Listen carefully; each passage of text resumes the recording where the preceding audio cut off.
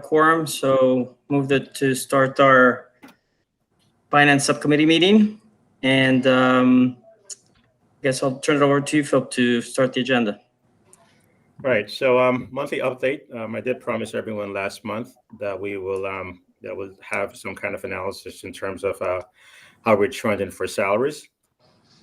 For the first pass, we're showing a favorable balance in overall salaries of approximately 265,000. I did do a spreadsheet that's kind of just try to identify all the various category, all the various reasons as to how we got to this number. So we had favorable savings for our degree level change. We had a budget of I think 60,000+, I believe, for degree level change. We're only going to come in at 15,000. We had a budgeted turnover saving of 115,000. At that, we're going to end up with about 100. We're going to be 46,000 better than what we planned for turnover savings overall. Mm-hmm. And I just want to point out, just when we talk about turnover savings, so there's two parts, right? You have your regular turnover, right, with people leaving. Also mixed into this is people are maybe any prorated salaries for employees who started after July 1. So it's kind of a mixed mash of things to get us to that number. ERIP. We did that ERIP last year. Our plan was to save. We're planning to save over 200 on the growth side. Let me get my numbers right. Yeah. We plan to save 290 for the ERIP before payment. On the gross level, we're only going to be at 15. Now, one of the things that we have is our placeholder, right? Our placeholder, I guess, is maybe, I'm not quite sure if that's overly optimistic for our placeholder for MA step 7 of approximately $72,000. I don't believe, if I remember correctly, we did not do any new hires. What we did, people shifted within the district. So there was a lot of staff movement this year. So at the end, we didn't hit that target. Phil, can I stop you on this one? Because I went through all the materials, and I have two areas where I have big questions on. And one is if you can unpack the ERIP for me, because I have to admit, I didn't quite follow everything, right? So taking sort of a top-down approach, what is it, the 265 savings that you have in that spreadsheet? 265. Can you walk me through what components of ERIP puts and takes are in that 265? 150. 150, and that's the benefit from the prior year's ERIP? Okay, I'm sorry, Victor. So I see what you're saying. So there's two parts, right? You have the salary component for your ERIP, and then you have the payment for the ERIP. This schedule here only represents the salary component for the ERIP. So on the salary side, the savings on the salary side is only 150. We're going to have payment against that of 140, I think 150,000 for this year. Okay. And so then on a pure yearly basis, if you net the two, is it 150 and 150 or 150 and 115? Or we're basically flat? We're pretty much flat. Net on the net side, we're flat. Yeah. Okay. And that paragraph that you wrote in the report where you a few reminders, ERIP turnover savings, and you go through all these numbers and and the net savings for the year one will be $10,000. Correct. Right. So is that $10,000 also part of this net number you're talking about? So the two components, right? So we have the ERIP payments. Victor is in the benefits section. So if you look at the 2,000, you'll see the payment. So on the gross, so on our salaries, right? Let's assume that we had turnover. So turnover for those 7 individuals, they're going to get us a gross savings of $150,000, right? So then we're going to say we did promise them, because we have a commitment to pay them over 3 years at 50% of their salary. We're going to pay them this well, we're going to pay them the second portion for this year, and we're going to pay those people 130, just that group, because we still had an old person in there. We're going to pay them 130, and from that net 130, that's going to be our net. I'm only saying 10 here because there was 1 year left on one individual that I was hoping to pay out, but that wouldn't have worked out. Okay. So taking a step way back, and I know when the ERIP was presented to us the first time, there's the hard component and the soft component. It seems that the financial hard component is slightly beneficial, but not enough to make a decision. But it's really the other part in terms of being able to, get new teachers in, and that sort of that plays into it as well, right? I think, Victor, I mean, if I remember the discussion we have, the discussion was very much along those lines, that there was a marginally positive financial component, but overall this was a good thing to do. Right. So it just, all these numbers seem to prove out, at least how we were looking at it, that it's marginally positive. Correct. Okay. Thank you. All right. So again, just stepping through, we had the section increase for grade 4. Then we had some additional staffing as this year, as in every other year, but this year seems it was just a lot more. We had a lot of staff movement, and I tried to break it down as best as I could. We had people who were picking up additional sections. So that's why you have the additional or reduced FTE. We had people with staff movements, and this is just a difference to what we had planned. And we have some positive savings there for new assignments. The budget placeholder, which is another big ticket item. So when we do our budget, right? So it's in here. We budget a placeholder of an MA Step 7, because we do not necessarily know at the given time who that individual was, and because everyone within the WTA has what's considered to be bumping rights. So we cannot necessarily budget for that individual, because that individual, because of seniority, may bump someone at who's less senior than that individual. So we tend to budget for the lowest salary possible, and we have just sort of kind of settled on an MA7. It tends to flush out during the course of the year in terms of whether we have ups or downs. This year was favorable, so we have an additional $126,000 savings. Position change outlined. So because HR, we need additional expertise in HR, so we pretty much shifted that position from a non-certified position, so to speak, or just the location, more to the admin line. And the spread on that is about $14,000. So I'm sorry, $16,000 a year. And we also had efficiencies. We evaluated one position, and we eliminated that position. So in aggregate, we're at about 265 savings for the year. I may need to fine tune these categories somewhat, because staff is just all over the place for right now, and I'm still trying to piece it through. As I get closer to the budget and I develop the budget, I'm going to be meeting with each principal just to go over their staffing and who they have in each building, just so that, that I'm sure that people that I have on my schedule are where they should be. And I'll make those adjustments, and I'll kind of clean this up a little bit.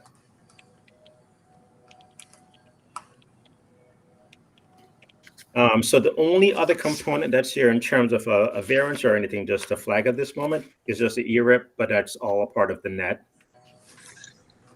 So we'll have the ERIP payment of $150,000, $149,719 for this year, which would be year 2.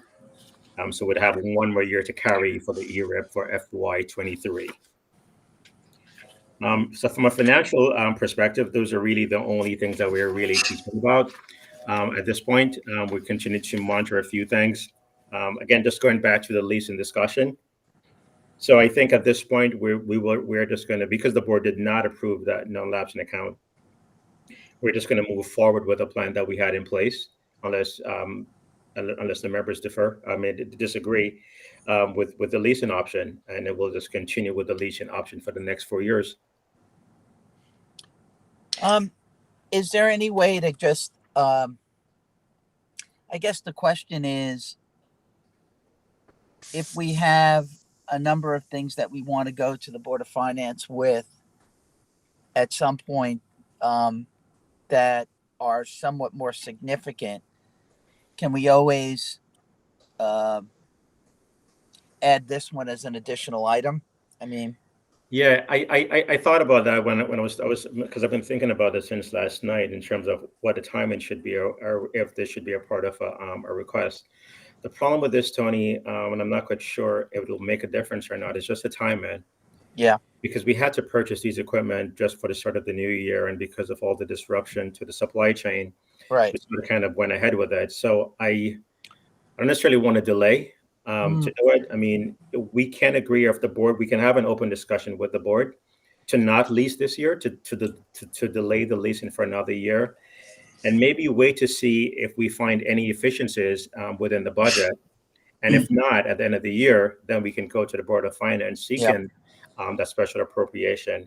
So it all depends on which direction we want to go. Yeah. So the mechanics of this are purchasing is always the first step, right?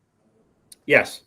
And then it's the financing agreement that you make, right? Correct. After the purchase, right?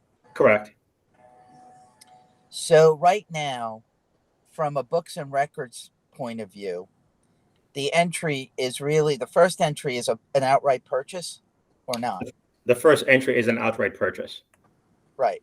So that's there. That's going to be there, and that's going to affect our our encumbrances until we actually then unwind that and finance it, right? That is correct. Okay. Well, not so much encumbrances, Tony. It's going to affect our actual balances or Actual balances. Yes. Yeah. And so we're basically going to run. You could theoretically, all things being equal, you're running a budget deficit on that item until you do what we agreed to do. That is correct. Okay. So my view is you hold off on the financing until we see how the year progresses, right? Okay. I don't know. I mean, I don't mind. I kind of like that idea. I know we sort of kind of wanted to get on this replacement cycle for the equipment, just because sometimes technology tends to be this low-hanging fruit that we tend to pick on whenever we run into difficulties with our budget. But I mean, if the number right now, right, if all things remain equal, if we were to end the year right now, our deficit would be 51,000. Right. And we'll be able to manage that. So I think we will be able to, provided nothing else goes wrong, right? And there's nothing else. We should be able to mitigate this deficit, so to speak, as it relates to technology. And if anything else comes up, as you said, at the end of the year, we'll lump everything together, and at that time, it will go to the Board of Finance. Well, first to the Board of Selectmen for approval for a special appropriation, and then we'll go from there. Yeah, I think that makes more. I think that makes more sense. My view. Okay. I am okay with that. I would ideally prefer not to lease, but again, it's the only issue with this entire thing, right? And that's why I was hoping that the board of finance would approve it. It's just we have to become the board has to truly be committed to this replacement cycle. Because if the board is not committed to the replacement cycle, we're going to be back to where we were a few years ago. And I think that was one of the reasons why we started and I guess in a way it's kind of to force the board to really be committed to this cycle. But it has to be I totally agree. That was my point of view. My point of view is financing was actually good because it forces us into a replacement cycle, and because we all know what happens when things are tight, and that's what happened to us before. We deferred purchase. Yeah. We deferred replacements, and so I agree. But I think that before we make a final decision on this has to be a board discussion, right? Okay. So for the next meeting, which on Monday, I think, do we add a line item for this a lease Yeah, versus purchase I option? think so. I mean, if everyone else agrees. Yep. Okay. I sort of cut the tail end of the interaction with the Board of Finance on the lapsing account. Can you just give a quick 1-minute synopsis on that? It could be a lot less than a minute. They don't want to do it. Yeah. They don't want to do it. Historically, they've supported it. They want us to go to the selectmen and then them, and they don't want to do it. They don't care it was originally appropriated for education. They don't want to do it. And I knew that going in looking at them. That's kind of it. Yeah. Don't you want to add anything? They were No. adamant. No. Yeah, and what they said is we've never not supported a special appropriation. There has been, I don't think there's ever been a time when the Board of Finance has ever said no to a special appropriation. So that was the gist of it. But that, you know, it does make, you know, I don't know. I think it's personally, I think it makes life a little bit more bureaucratic, but it'll be transparent. We'll go to the Board of Finance if and when we need it, and I'm sure they will listen and be supportive where it makes sense. Right. Yeah. So one thing that I just want to make sure I understand, and it's true, and I said that last night. They've always supported it. Like they've always supported whenever we come from, and as long as they know that we might have needs, I'm good. Yeah. But the the minimum budget requirement piece, that was the piece I was a little fuzzy at. And like, I know there's a minimum, the M, whatever it says, MBR. With initials. And so the point is that could affect it. It could adversely affect it. If we get a special appropriation. Yes, that's what I thought. Okay, because it's special and it's not in it. Correct. But if it was a non-lapsing account, well, wouldn't it still be the same thing? No, it would not, because the non-lapsing account is utilizing money that was already approved.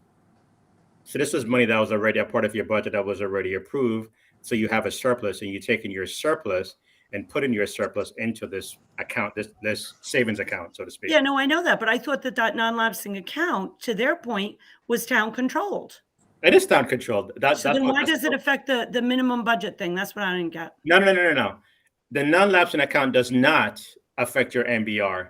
If we do a special appropriation, which is what they want us to do, then it will impact your MBR. That's the part I don't understand. Why don't I understand that? Okay. So let's say our budget is $1 million. That's okay. If our budget is $1 million, yeah. If we need an additional $200,000, our budget in effect is now $1.2 million. If we had a non-lapsing account, the $200,000, it will not affect our budget. Our budget is still $1 million because we're pretty much, so we have a budget of $1 million. We spend 8, we save 200.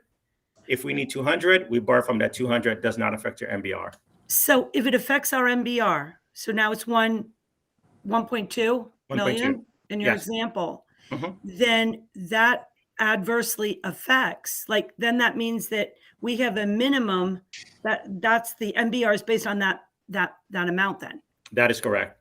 So we cannot, so that means the town cannot have a budget that is less than $1.2 million. So then the town, it would not be in the town's best interest, although they've always done it, if we really needed something, to do a special appropriation. Well, if we needed it, we needed it, but it will affect the MBR. But it will affect. Okay, so the point is it will affect. All right, that's what I understand. And they and I want to reiterate again, they have, like, when there were major problems, I remember facility issues, things like that. They approved it and we got it. So I understand now. Thank you. And the 177 holdover lapsing account, did that get released back to the town, or? Yeah, the 165, it was 165 that got released back to the town. So the town basically got about 1.3 million released back in the combination of the two. Yeah.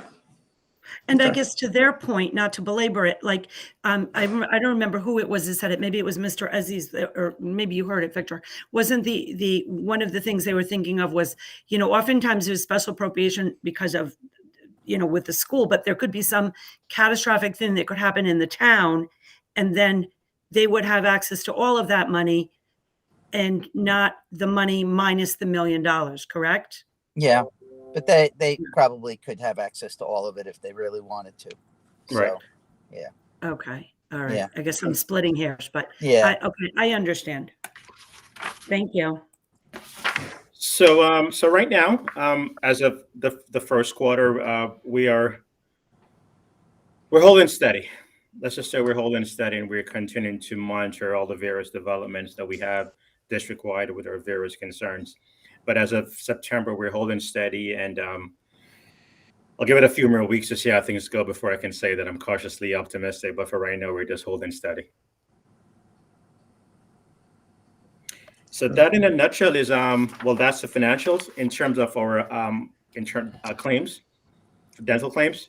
We're pretty much where we expect to be. Our claims are pretty much equal to, on a theoretical level, pretty much on par. Hold on one quick second. Let me just report on these numbers real quick. Give me 1 second. I'm sorry. So we have claims experience for the first quarter of 98,957, which is almost spot on to the theoretical. So in short, Tony, as you like to say, people are going to the dentist. Yeah. So that is it for the financial report. Unless any additional questions, clarifications. No. I had one quick question. As I was reading through the materials, I think there were some things about HR, right? You elevated an HR position, if I read it correctly. Yes. Can you just contextualize? I'm less interested in the numbers, more in terms of, how we said on a look forward basis, how we really want bench in the HR seat going forward, right? So I don't know all the names and the people and the movements. Can you just, again, very high level, what's the HR situation right now? What move does it represent here? Can you just paint that picture for me? I can paint it. Is that okay, Phil? Yes, please. Okay. So, Louis Bray was an HR director, and his assistant was, he had an assistant. When he left, that assistant became an HR manager. Then she announced that she was leaving. We began the process of looking for someone that I thought it was important that we had someone that had experience in schools and that had as high a level of experience that we could have for that position, because it's a critical position. As we began to look and interview, it became apparent that the salary didn't match the qualifications of the person that we needed. So we hired the current person in that role. She was a director in another district. I wasn't so much interested in the title as to get a person that was highly qualified. And I am pleased to report that we have that person, that already she has put in some processes and things that previously we did not have, which has been very, very helpful.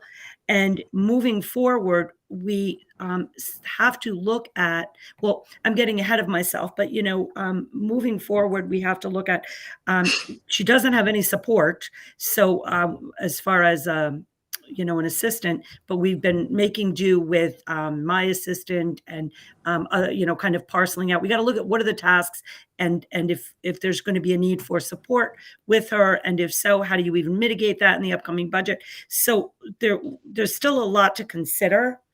And also discussions with the town. Is this an area that we could share services? I don't know. All of that, I think that we are going to enter into some conversations, but the bottom line is I personally am so happy that we have this person in there, because she has been a tremendous resource, and there's a higher level training involved already in that position that we desperately needed. You know, And and this, that whole year we were off, we had the assistant superintendent kind of pinch hitting. Yeah. And now, no Yeah. more. She works directly pretty much with me and with Phil and payroll, and that's it. Yeah, just to add a and little bit sorry, more, Victor. and real quick. this person's name is. Teresa Kavanaugh. Okay. Yeah, and just to add a little bit more color. So, I guess a year or so ago, we did eliminate that HR director position, and we really limped along last year, but it highlighted the struggles that we had. And we definitely, at that time, we saw the struggles that we had, and everyone was kind of pinch hitting, and it was putting a drain, and people weren't getting to do the things that it really needed to be done. Granted, it was COVID year and everything else, and that's why that decision was made to get someone at that level. And Lisa, to her credit, said, "Oh, this is what we need, and we have to push for it." So those were all the discussion and everything that went into that. Yeah, I guess the only reason I bring it up as well is when you guys think of the longer term projections, my personal feeling is that that's area of the organization that needs to be strong, and think about how, as you work with Teresa, like what should that look like, and start building on that, right? Yeah, I know, Victor. I totally agree. I mean, I'm very fortunate in that because of her experience as a director, she has been very involved in things with the unions, the MOA, the working through different kinds of issues with employees and all of that, that I'm hoping that we can capitalize on, because, yeah, I mean, my initial kind of view of it, living through it as a building principal and then coming on board in July, is that there are some real structural things that we have to put in place, and we have to kind of elevate our game in that area, to put it bluntly. Okay. All right. Thanks.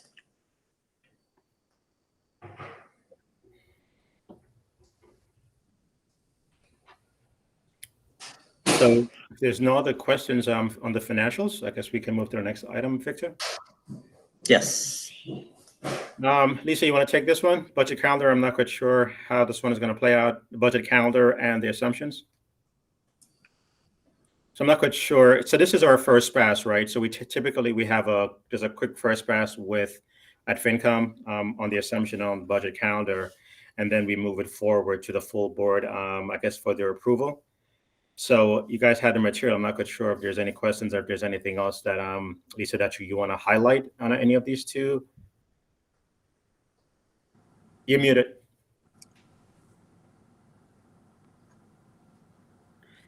There were a couple of areas that I tweaked, just some minor things in that. For example, the week of November 1st to the 5th, I've already made appointments with every individual school and program. I want them to sit down with myself and Phil to explain it. And that's going to be done by school team, not by principal. For example, so I think that's really important. On November 10th, we do have a principals meeting. First, on Wednesdays, every other Wednesday, we have a leadership meeting with the entire district. But before that meeting, we just have a principals meeting to kind of, it goes in a row. So we're going to be doing that in November to kind of get a flavor over all of the different individual budgets and how they affect it. And then it just kind of goes along. I'm looking to see the goal, Phil, right, is to get everything done by before the holiday break, to get it to the Board of Education right after the holiday break. And then it talks about different presentations. I think that up for discussion is, do we have enough Board of Ed workshops in?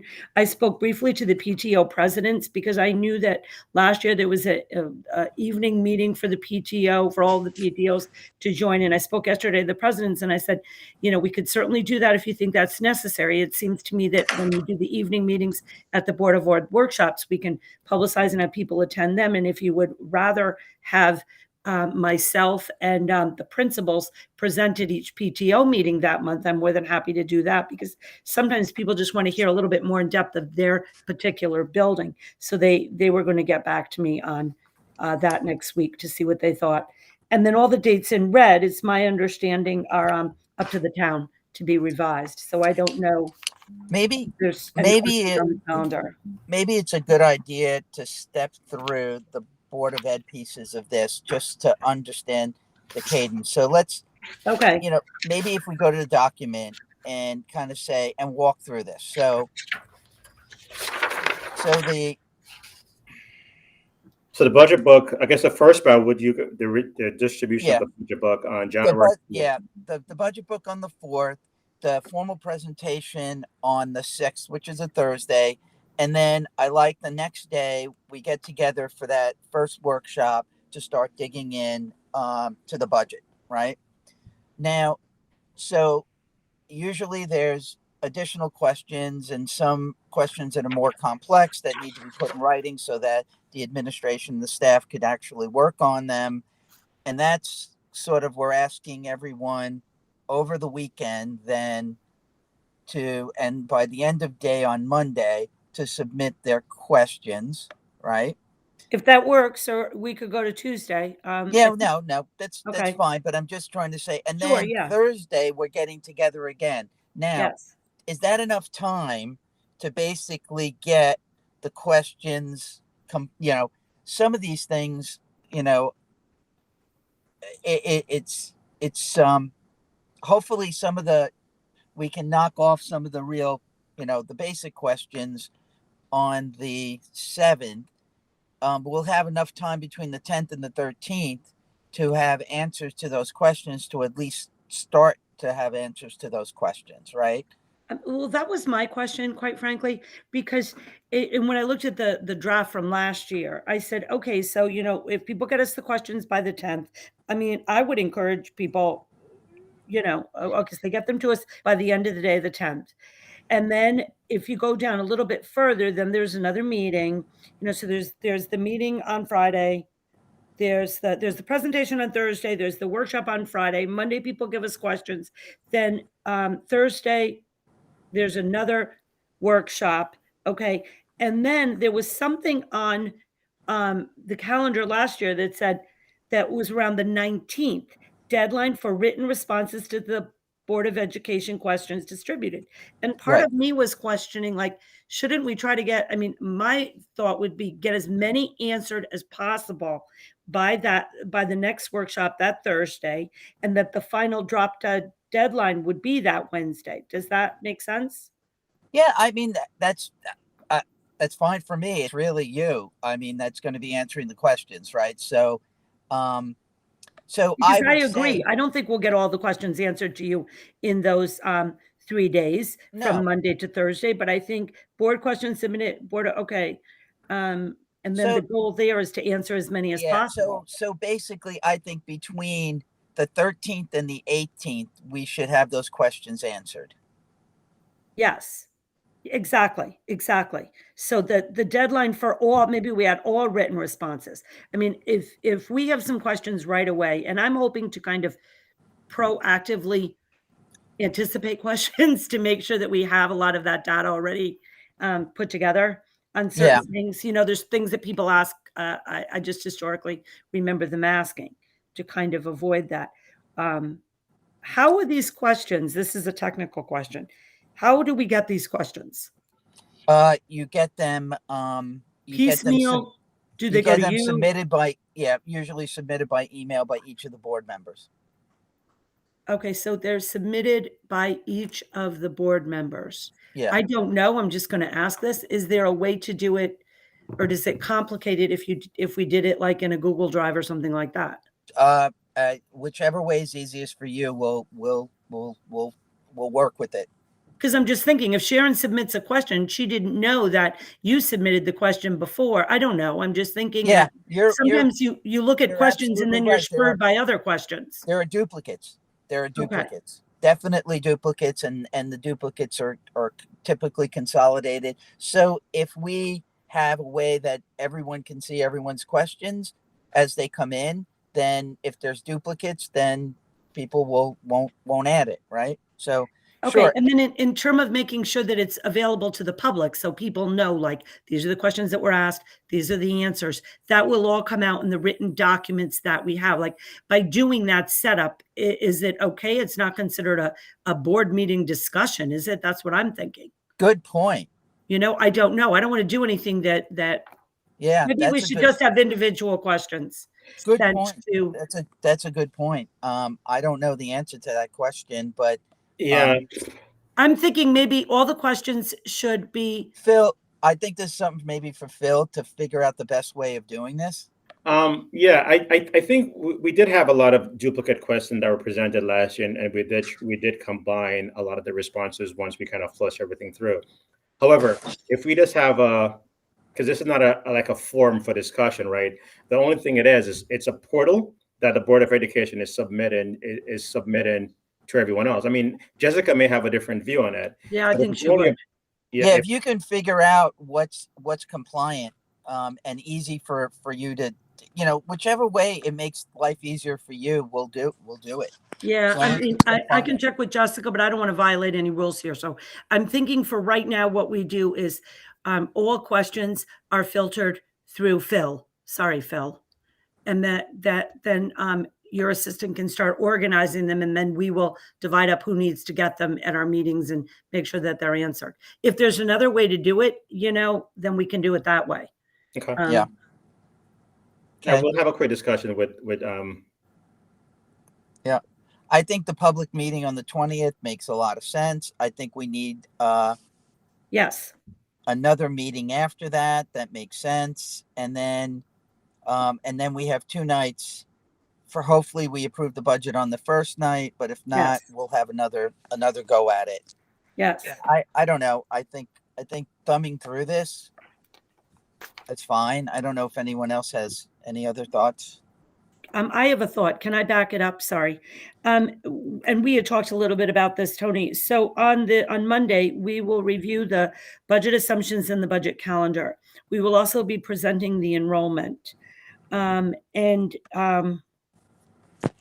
we have to get, because the company that we worked with no longer does this. So, and we had spoken about, there's going to be a little bit of lag time to get additional numbers, although we have numbers projected numbers we can work with. We're not missing any kind of extra workshop or anything like that early on, correct? I think we're going to be okay. Yeah, I think a lot of the early on stuff is really work that you and your staff is doing.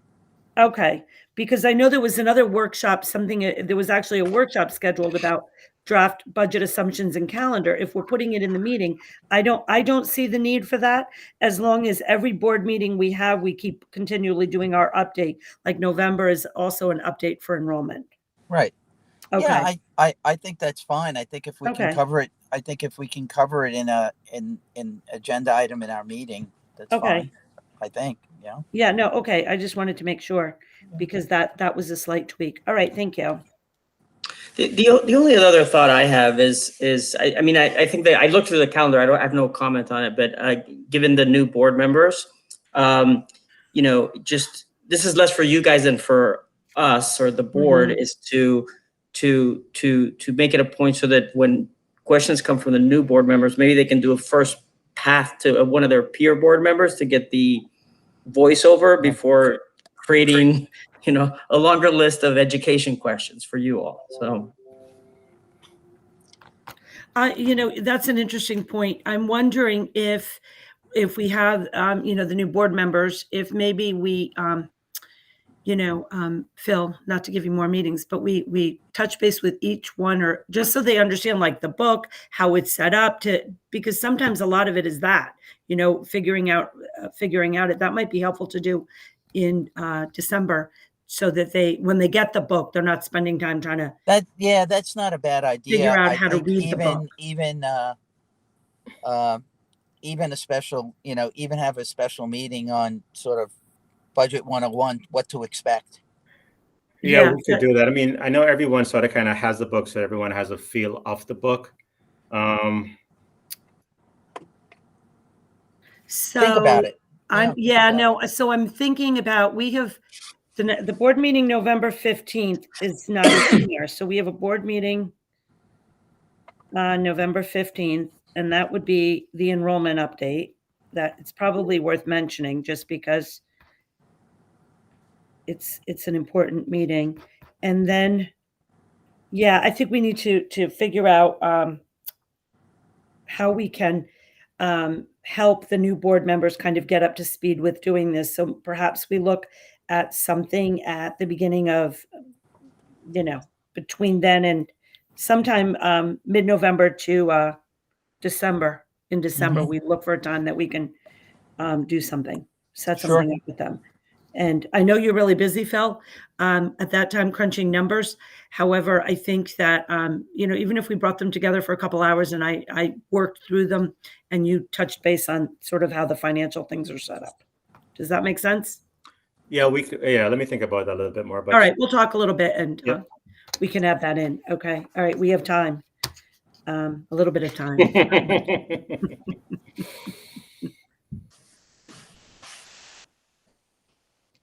Oh, so we're set with the calendar. Sorry. So then I guess I'm continuing with the budget assumptions. So we wrote all of the budget assumptions in. I don't know if you really want me to go through them all.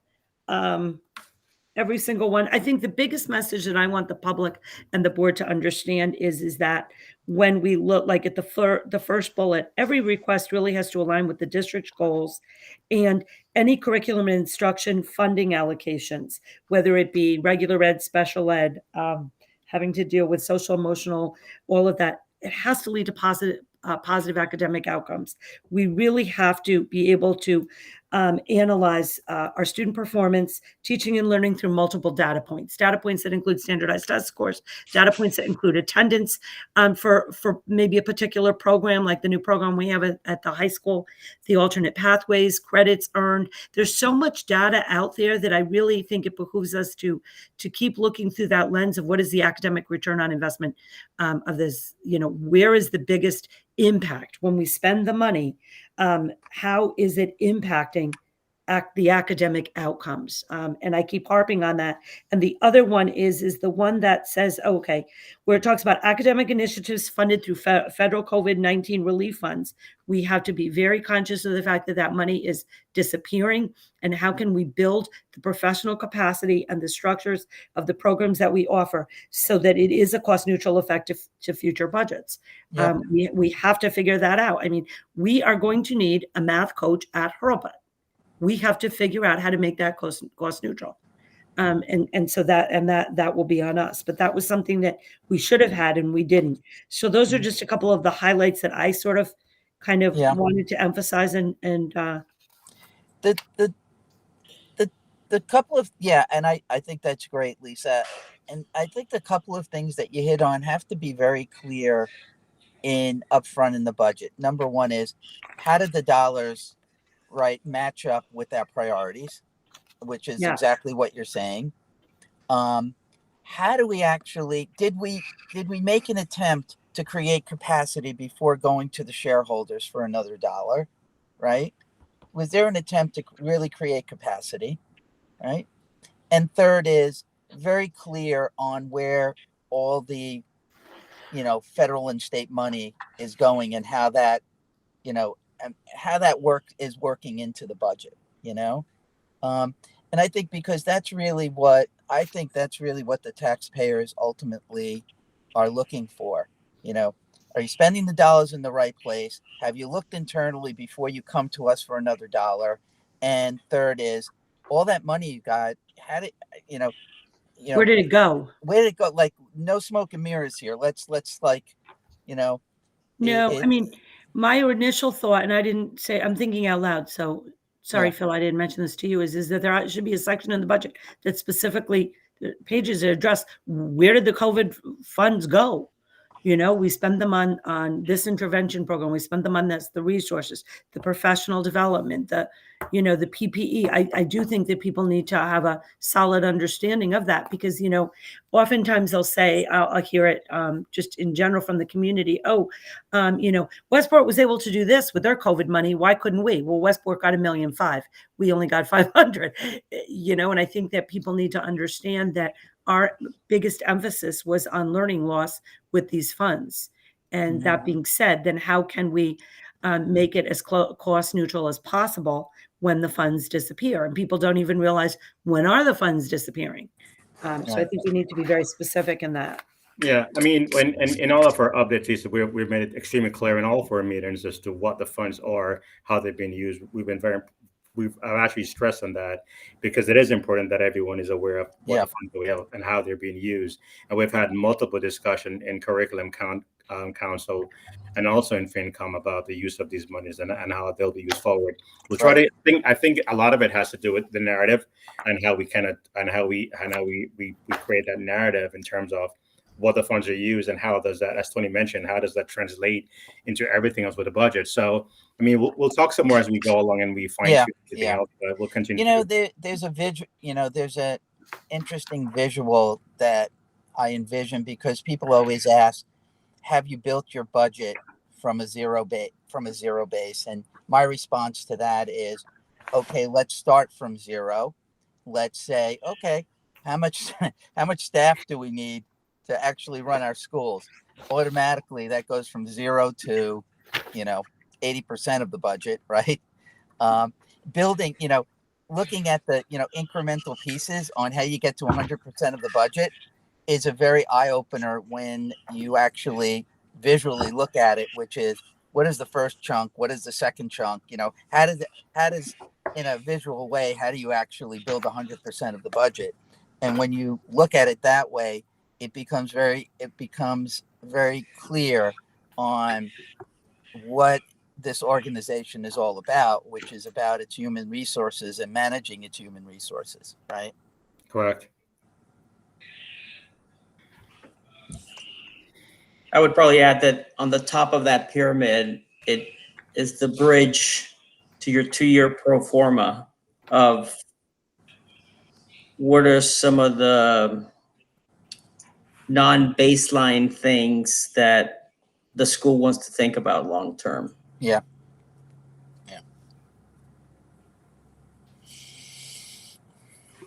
All right. Kind of the big picture. Yeah.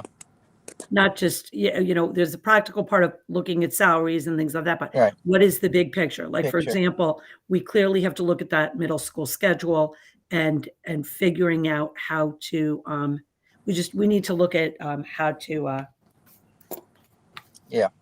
just kind of, we need to look at it.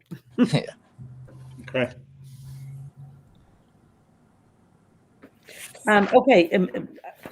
So I don't know what else, we have the projected enrollments. Oh, this is what I wanted to ask about that. Well, I have you. So we have, shoot, where is it? Okay. So Phil included the chart here for the projected enrollments for 22-23. That's what we have. And then we're going to be, awaiting the other reports. For the board meeting, I did not put that on the chart for the board meeting. I thought that would go on the board meeting chart in November. On the board meeting chart for October, I have comparisons of the state reporting enrollment from October 2020, October 2021, the difference in the projections for this year. And I wasn't sure if you wanted me to include that also in that chart or not. No, I think those are stale. Honestly, I think that any 22-23 projections really are based on the work that was done last year. So those numbers today are really stale. So I would not show any 22-23 projections because they were, those are the second year projections from the work that Malone and McBroom did last year. Exactly. On 2021. So I believe that I would wait until new projections are available That's to what even I talk think. about 22, 23 right now. Tony, just to clarify, so are we talking about on the assumptions? On the Or are we assumptions, yeah. Okay. Yeah, So this is premature to put it in here, this chart. yeah, it is, because then you're going to have 22, 23 numbers that are updated, and you're going to have then two sets of numbers floating around, which I think are going to be misleading, because those numbers now are going to be stale. They truly are stale. But so we'll take them from the assumption, but internally, we will continue to use that because we need to have a starting point. Until you have something else, right? Huh? Until you have something else. Until we have something else. So I see your point, and I think historically that's what we have done, where we tend to lead with that stale data from last year and then update it once we have that projection. Yeah, because I think we've seen a lot of real movement in all of the schools this year.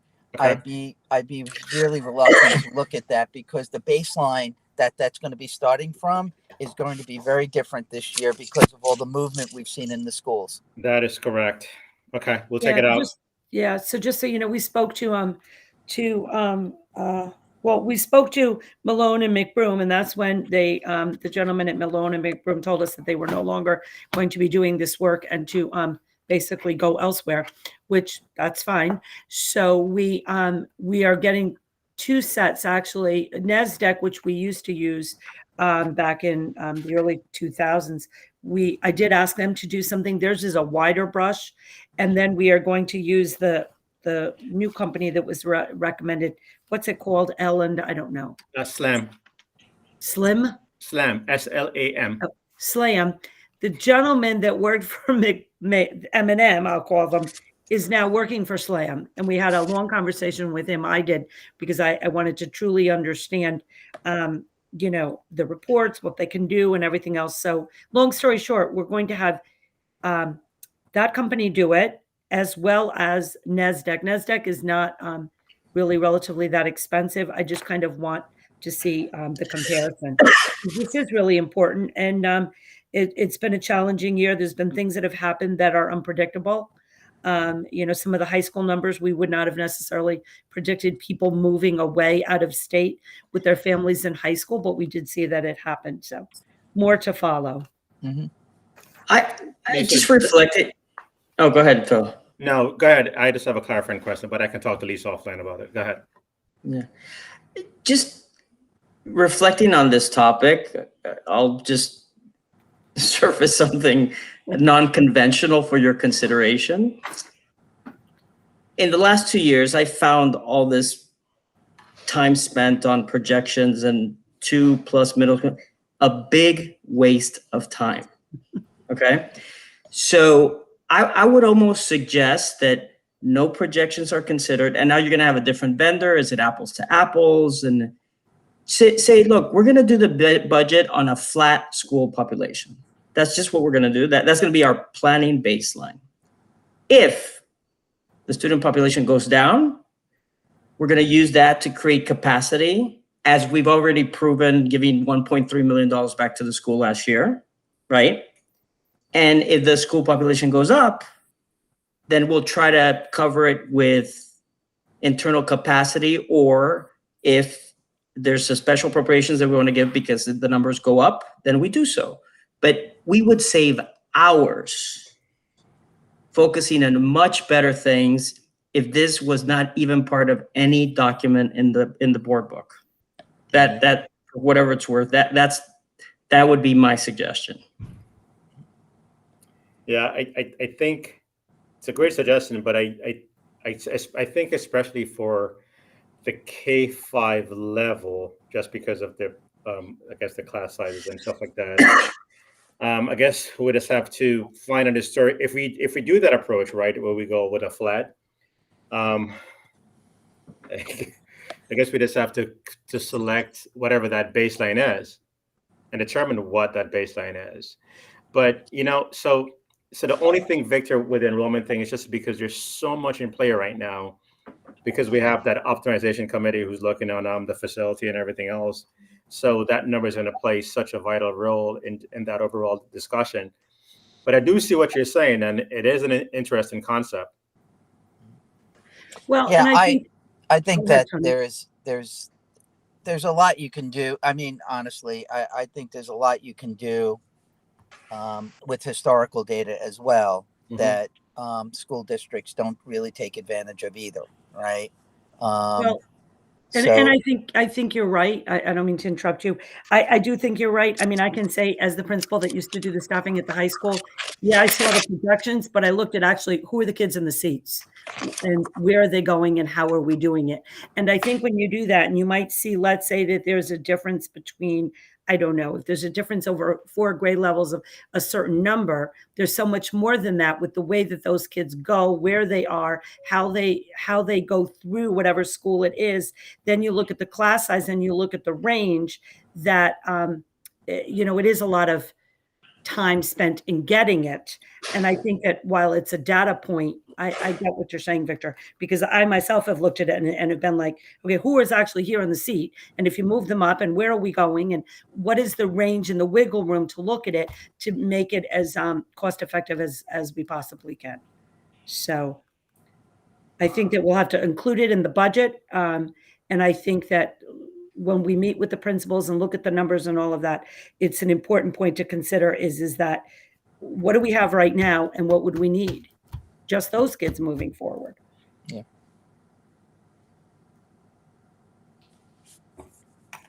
Okay. Was that the last point on the agenda, Phil? Yes, it was. That was the last one. I think we Other have than the minutes. approval of the minutes. Yeah. So motion to approve the minutes. Anybody have any questions? So moved. A second?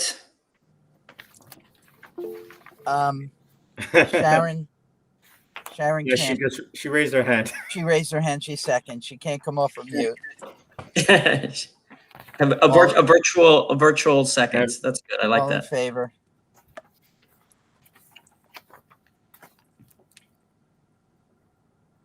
Yep. Right. I Tony. Hi, Victor. And we know Sharon. Well, we have a majority anyway. Alrighty. Hey, Tony, I know you wanted to speak. I was traveling yesterday. I don't know if you have time now or. Yeah. Give me a call when we get off. Okay, sounds good. All And right. Tony, All right. Tony, I just need to touch base with you like for 2 minutes about the calendar update. Okay. If you can just call me at some point. Okay, I will. Thank you. All right. Have Bye, a good day. everyone. Have a good weekend. Bye, Have a Sharon. good weekend, Bye, everyone. Victor. Thank you. Thanks.